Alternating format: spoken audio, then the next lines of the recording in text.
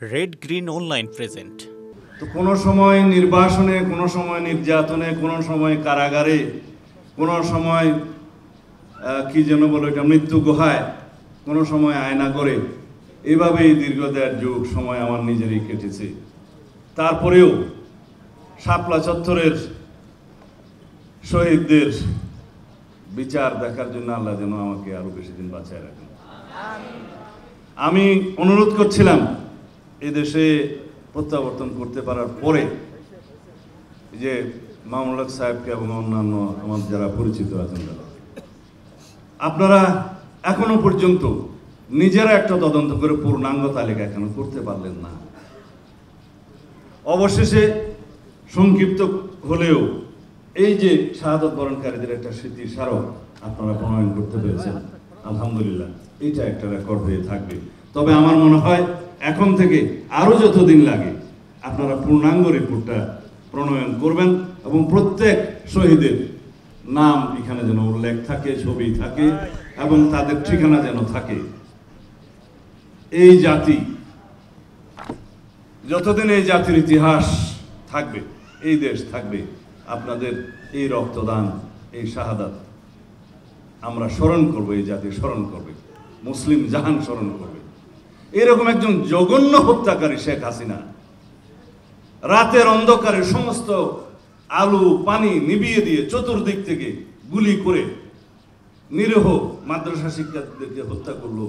অথচ সেই হত্যাকাণ্ড নিয়ে ফ্যাসিস্ট শেখ হাসিনা পার্লামেন্টে তামাশা করল।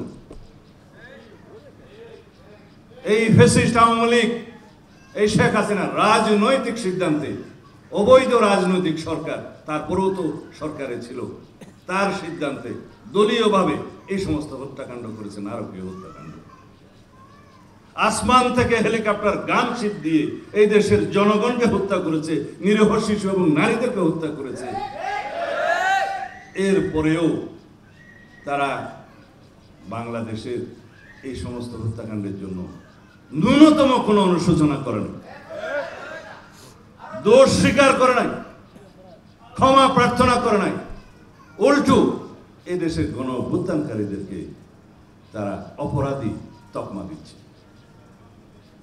এত বড় দুঃসাহস, এত বড় নির্লজ্জতা সারা পৃথিবী প্রত্যক্ষ করছে। আমরা এখন যে অবস্থায় দাঁড়িয়ে আছি, এই অবস্থায় সমস্ত শহীদের যদি আমরা বিচার চাই, তাহলে আমাদেরকে এই ট্রাইব্যুনাল আরো অনেকগুলা গঠন করতে হবে।